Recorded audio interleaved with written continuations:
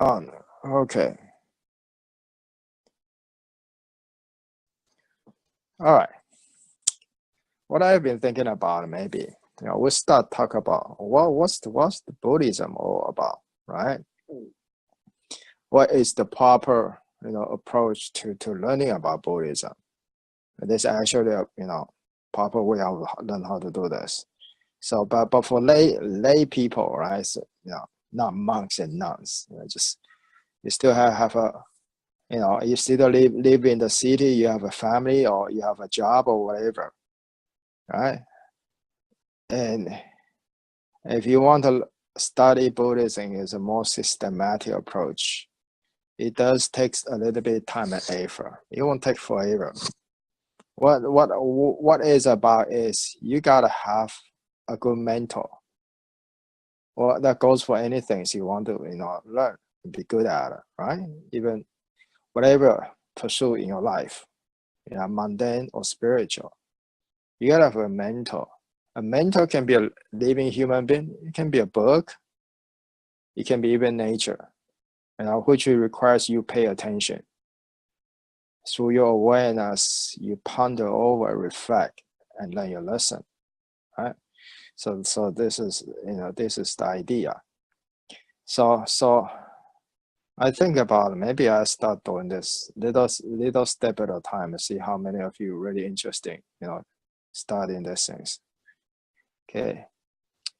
Our school, the Hami school, we are Mahayana Buddhisms, okay, with the tantric traditions. So we are the esoteric school, okay.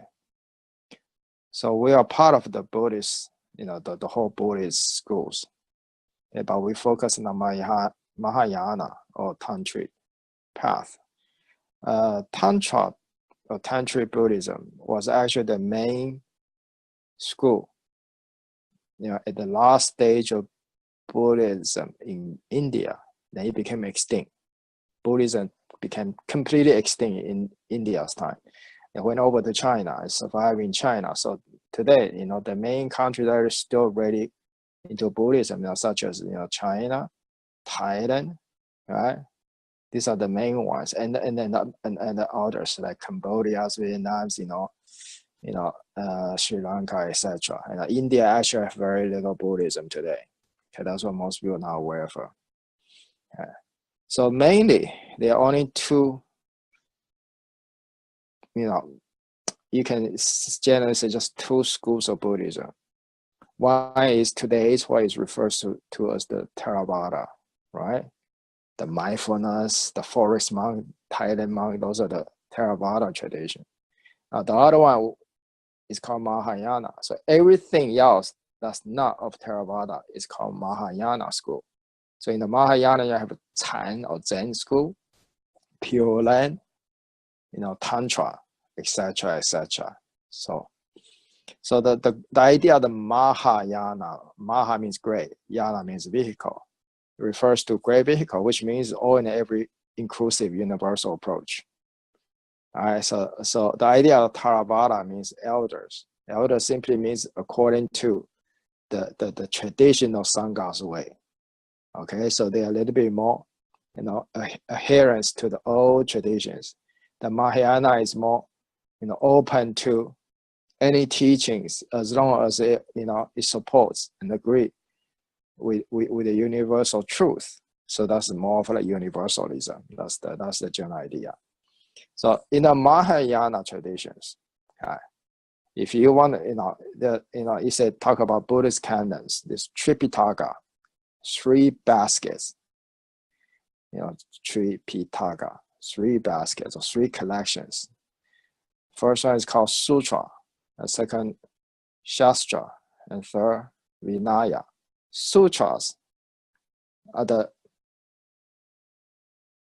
supposedly all the sermons by Buddha Shakyamuni, supposedly, right? Because Mahayana could include, scriptures or sutras that are attributed to Buddha, but whether historical Buddha actually made that sermon or not, nobody knows anymore. But anyway, Shastra, the second collections, it covers all the historical reading, great Buddhist masters, bodhisattvas, sermons or teachings, or their discourse on the discussion of Buddha's teaching. Okay, so that's called Shastra. More like a, translation would be discourse, yeah, talks. Okay, then third one is called Vinaya. Vinaya is a community rule, right? Like commandments, precepts, those sort of stuff. But Vinaya particularly refer to the rule of the community, the Sangha rules. In the Buddha's time, Sangha means you live in close quarters in the general area, and you have community area, you abide by community rule. If you want to live there, with the others, members of the Sangha, and that's the traditional sense of what Vinaya refer to, community rule. Okay, but anyway, for the Tantra Mahayana Buddhist approach, okay, this is little known. For open Buddhist teaching, we say 3 baskets, but for Mahayana Tantra, they have a 4th basket called Dharani. Okay, the 4th basket, 4th collection of the teachings called Dharani. Dharani, what does that mean? Is such as Dharma or Dharani, it's rooted from the same word, the same term, which means Da, to hold. So Dharma is something I uphold, refers to the law. Yeah, Dharani is something that I uphold, or I hold steady in my mind.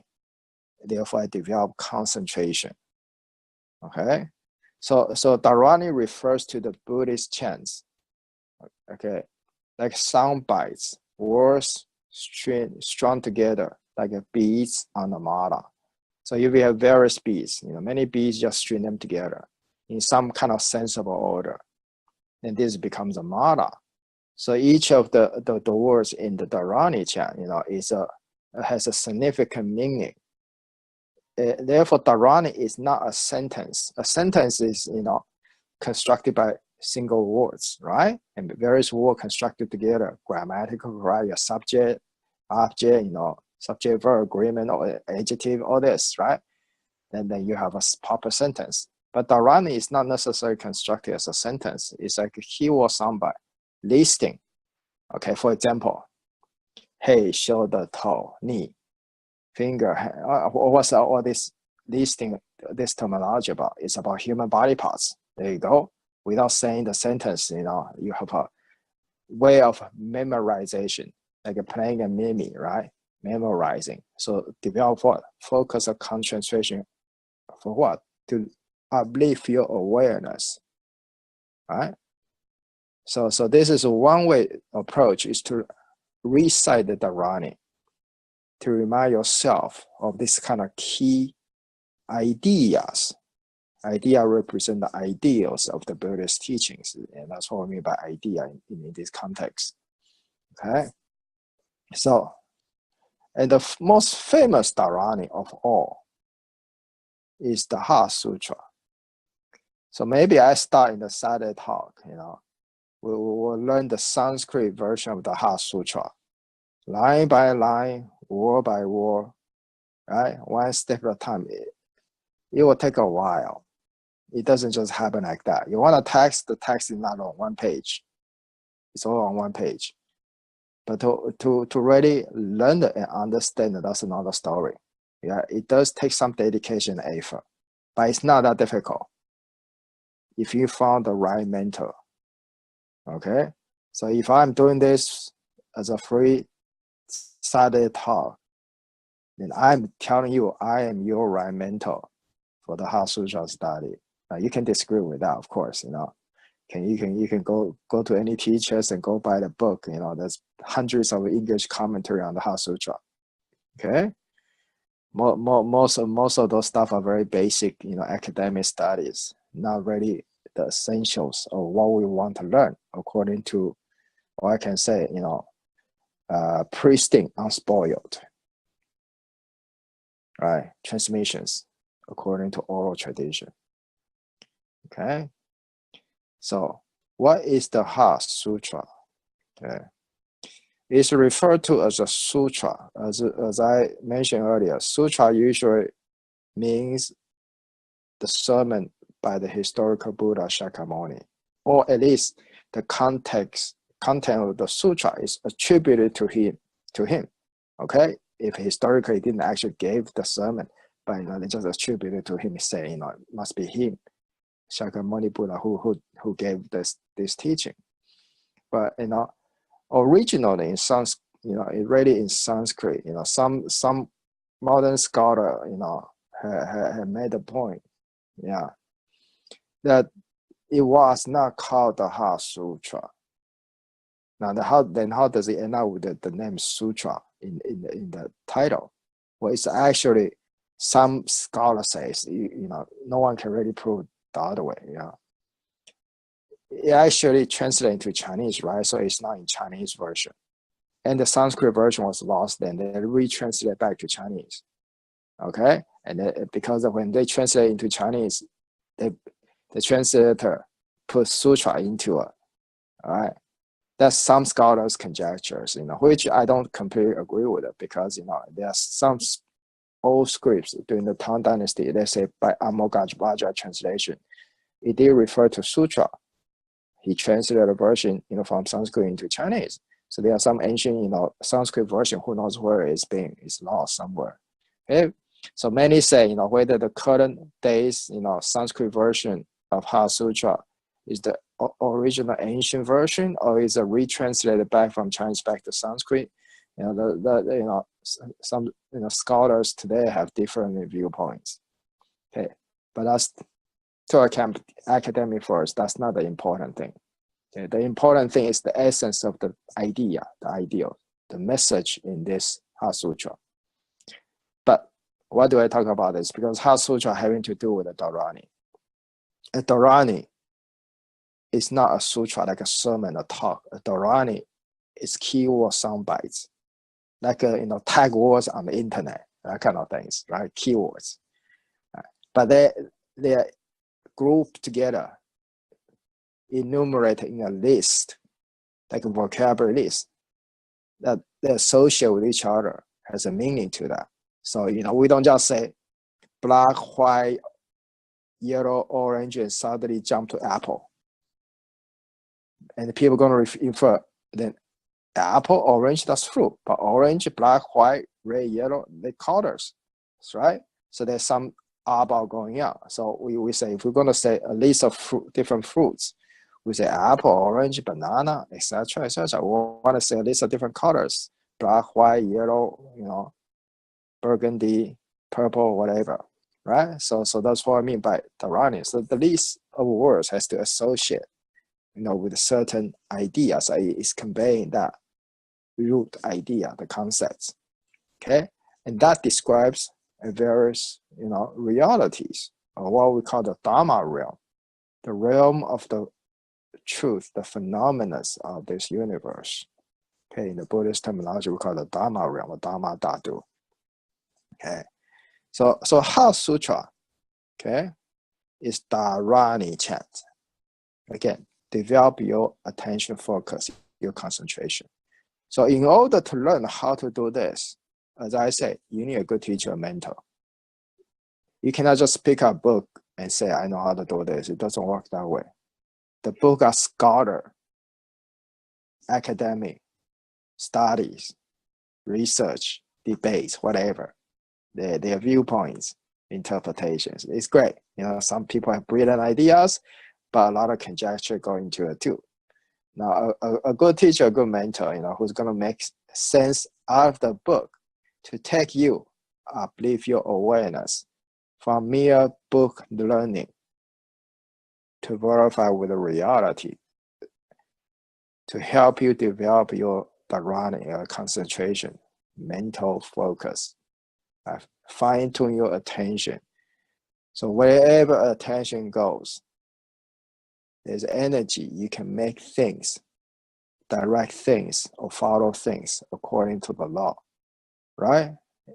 Then you learn to adapt to change in the condition of your environment. So that's what we call that the Heart Sutra. So the heart does not refer to the biological heart. It actually refers to the heart of the matter. So in the old names, it simply means the dharani, to the heart of the matter, of the perfection of wisdom. So modern, Sanskrit name is called prajna, wisdom, paramita, perfection, hridaya, heart, sutra, the text.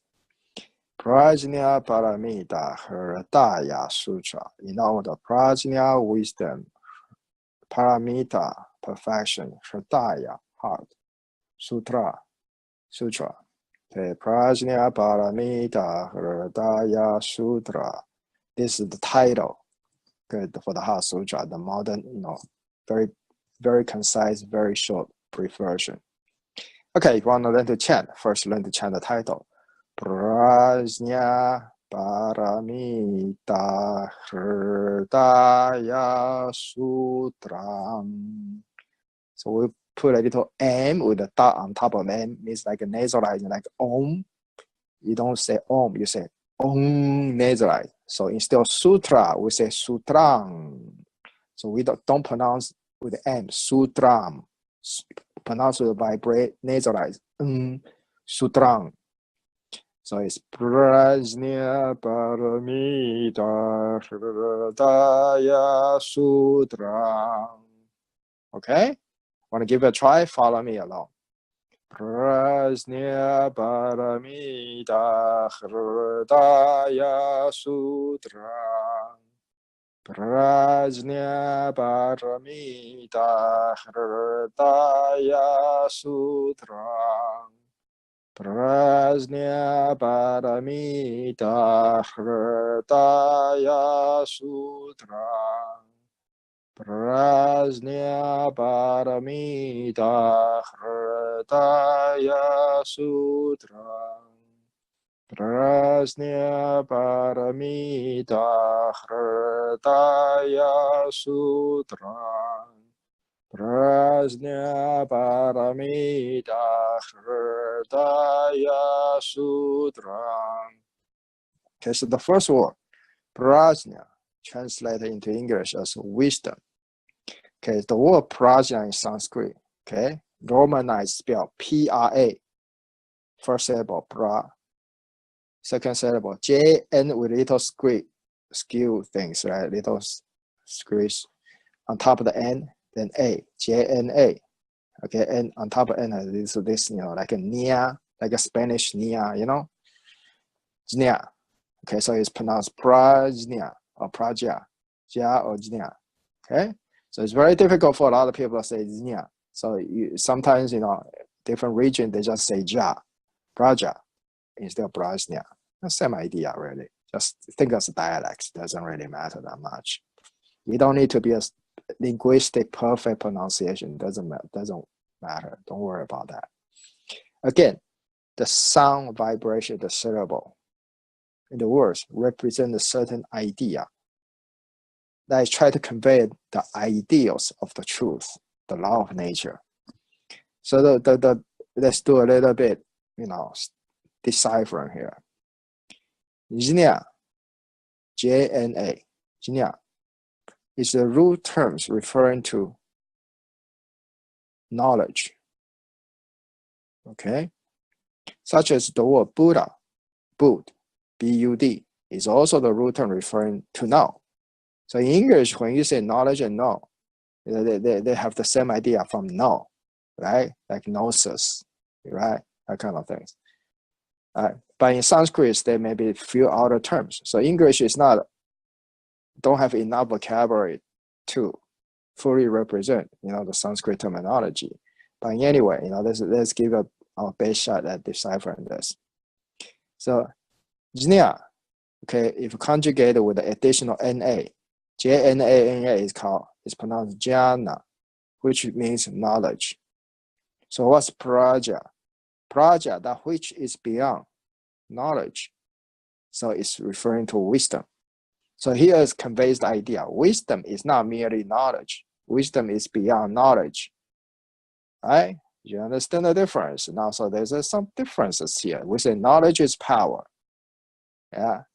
Knowledge, verified knowledge is more powerful than pure knowledge, right? Because people today change the connotation. What I mean, intellectual informational knowledge is not necessarily powerful. A lot of people turn that into fantasy, daydreaming.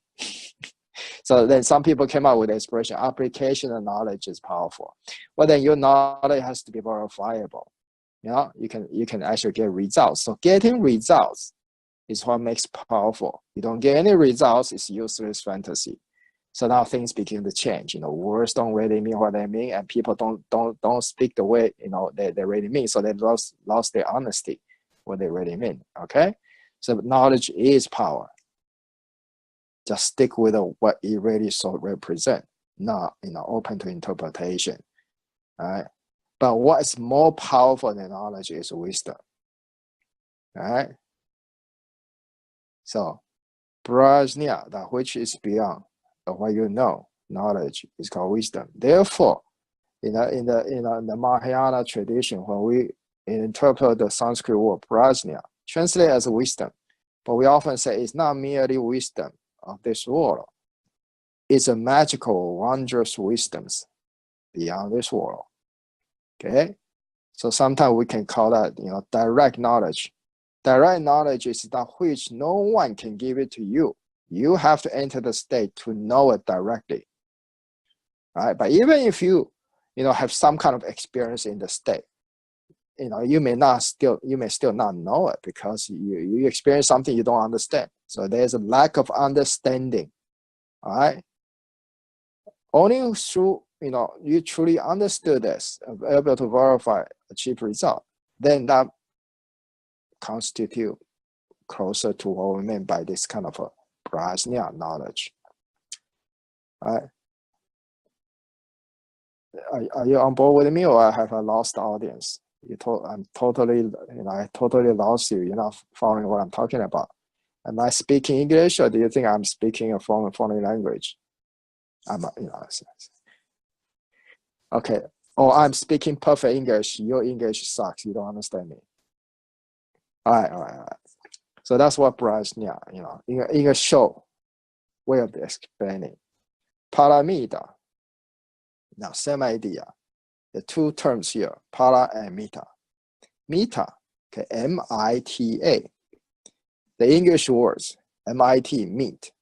You know how the surveyor, in the old day, you take a peg and you stick on the ground, you run a line, and you have a little measuring device a distance away, and you try to measure the meets and bound, right? Meets and bounds, surveyor, right? The meets and the boundary line, right? Meets and bounds. It's surveying the plot of land, right? So meet from Sanskrit mita, which means measuring, measure.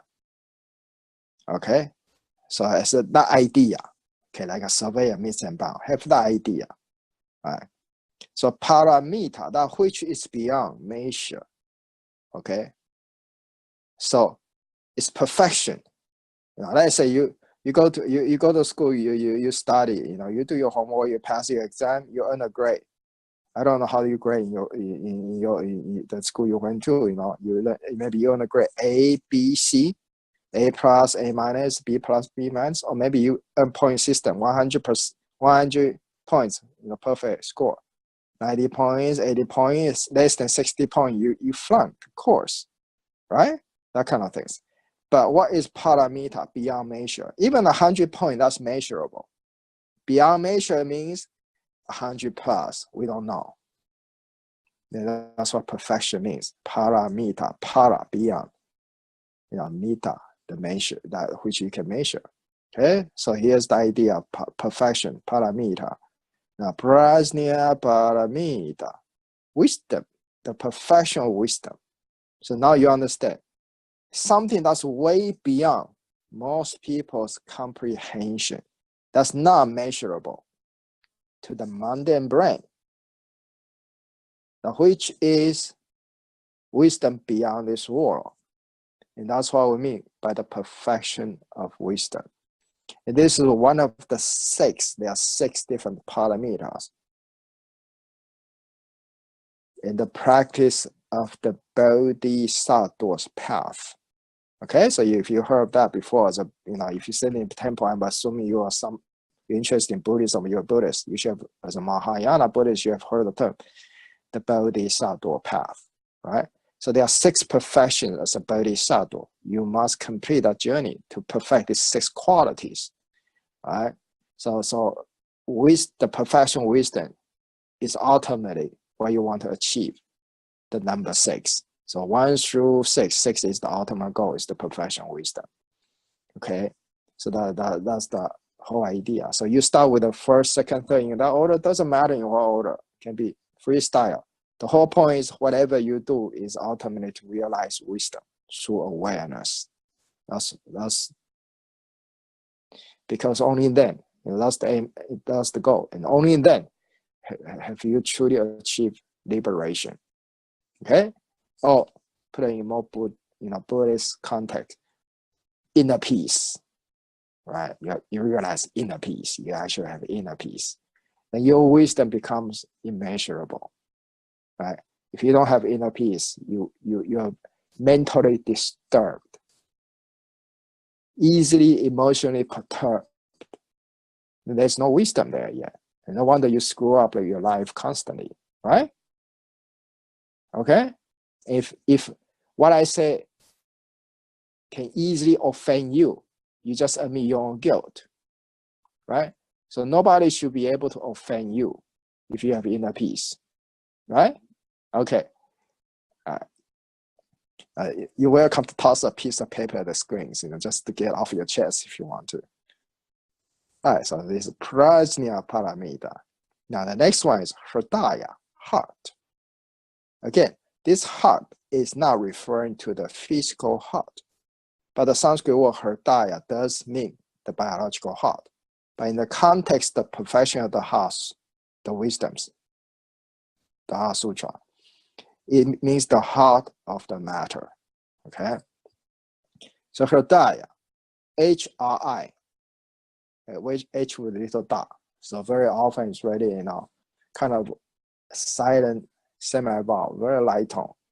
Hridaya, okay? Daya, okay? D-A-Y-A. So da, having the same root as dana, which means the English word donation comes from dana. That's the first perfection. Giving, alms giving, dana. Donation, English word donation comes from Sanskrit dana. Okay, so da having the idea. Ya is like a extending from a vehicle, a ride. Okay, so ya like yana, Mahayana, great vehicle. Okay, ya meaning extending. So it's like a vehicle, give you a ride, extending your journeys. A tool that you use in that sense. So ya has that idea. Okay, so when you put da and ya together, okay, giving. That's the first idea is giving, extending from that giving, right? Sure, this is the heart. When it's truly coming from the heart of the matter, or so to say in the expression, from the bottom of your heart, such giving extends to infinite. Okay, but modern day people's heart, it's more about passionate desire. It's not Hridaya we're talking about here. So they didn't get to the heart of the matter. They get to their emotional heart. They're seeking self-satisfaction. They don't want to do self-sacrifice, right? Now, unlike Hridaya, from her, the heart, giving to extend to the point of infinitive, right? Unconditional. Okay, that's what from the bottom of your heart should really mean. And that's what the heart of the matter, that's what that really means in the Heart Sutra context. Okay, so are we so far so good, or am I losing the audience here? Or you hate me for telling you straight to your face that you sucks, you don't measure up to this?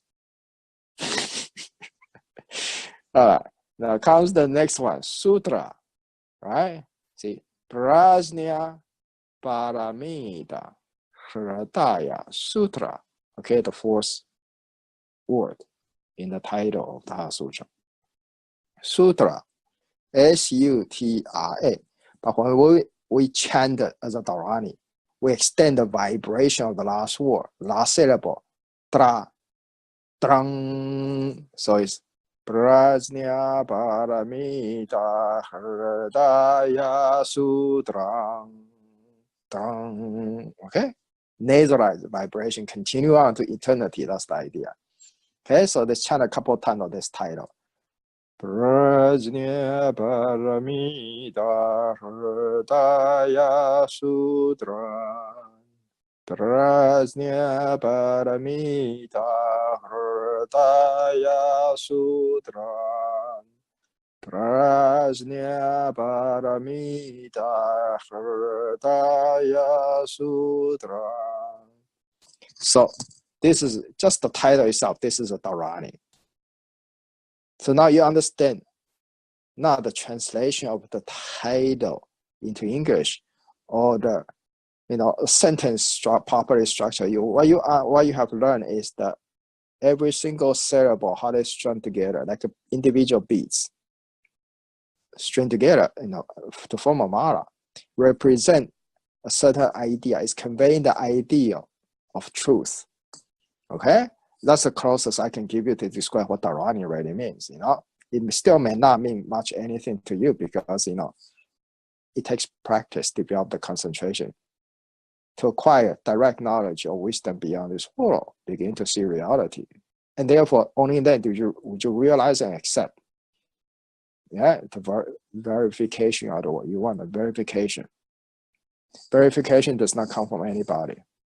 Comes from your attainment of inner peace, see reality yourself, right? And suddenly there's no more upside down thinkings, hodgepodge, nonsense mental games.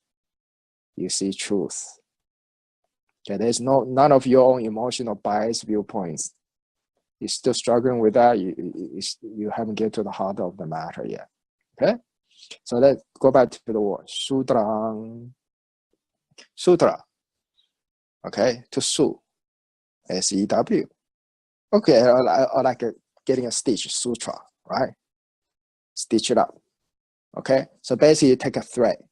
That's what sutra, thread, thread means. Threading, sew together. So connecting it together. So that's what that means. I take a thread, I string the syllables together, right? Prajna Paramita Hridaya Sutra. So how many syllables in the title here? There are 4 words. Prajna Paramita Hridaya Sutra. A syllable. Prajna Paramita Hridaya Sutrang. 11 syllables here. Okay, just jot down those numbers. Those are poetic, divine numbers. They're encoded. So the whole text of the Heart Sutra in Sanskrit, they encoded. Okay? So now you understand this is not a 1 hour teachings that you can learn everything about Heart Sutra. No, can this be a 1 day, intensive workshop that you learn the whole thing about the Heart Sutra? Let alone this is 1 week, everyday study or 1 month, retreats is going to be able to cover the whole Heart Sutra. And the actual understanding and the practice, the meditation can come with the mantra, mudra, visualization, etc., etc. Because what this whole body of teaching is describing is the perfection of wisdom, that which beyond description, wisdom of this world, beyond measures, immeasurable teaching. Okay? So Heart Sutra is part of the Prajna Paramita Sutra. So there are 12 collections of sutras. One of the 12 collections is called Perfection of Wisdom, Prajna Paramita. So out of this Perfection of Wisdom, the collection, of 12 collections of all the sutras in the Tripitaka. A lot of famous sutra come out of this. Heart Sutra, Diamond Sutra, right? You heard the famous Diamond Sutra, perhaps? They all come out of this perfection of wisdom. Prajna Paramita Sutra. Okay? So Heart Sutra is the shortest of all the Buddhist sutra, the shortest. 1 page, that's it. In Chinese character, 260 character, that's it. All right? In the Sanskrit, line by line, is 8 sections, about 4 lines each, 31 or 32 lines. That's it. Okay? You go beyond 32, that's number 33, that's beyond 32, right? Yeah, that's it, 1 page. You can basically fit it on 1 page. Yeah, but this is the cream of the crop teachings. It represent the whole, a very condensed, very concise, very clear dharani of the whole professional wisdom sutra, which is the most important in some way. If you think Buddhism or Buddha means to know, to attain wisdom, realize wisdom, and the perfection of wisdom's collection sutra is perhaps the ultimate goal, the most important out of the 12 collection of the sutra in the Buddhist Tripitaka, the Buddhist canon. All right? Will that inspire you, to motivate you, really want to delve into this and give a real good, studies of the Heart Sutra and the practice? All right? Are you getting a bargain here? It costs you 0 tuitions to learn this. It does cost you time, effort, energy, attention, and faith in the teaching to respect your mentor and teacher to get it right. Collect information, read a book, it's not going to help you that much. People still think they can do it on their own with a book. Now, I prefer, if I have free time, I don't have mundane duty, I prefer to be in good companies, seek good mentors, deep in the monastery, somewhere in the mountains, in the east. Start a conversation, ask and learn from them. Right? That's what people today, most of them want to do something with their spiritual life, but really don't understand where to start. Right? They're too attached to whatever. And let me give you a good advice. Anything worthwhile pursuing, take some serious investment, whether money, time, energy, or putting your heart into it. Let's get into the heart of the matter.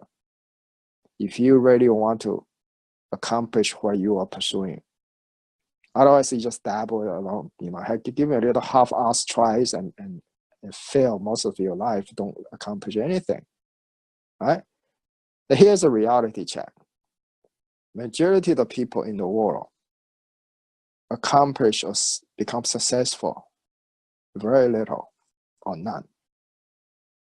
It's a small minority of people in this world become very successful or accomplish great things because they're lucky. Somebody just hit a 33 million euro million, winners. That's quite lucky, right?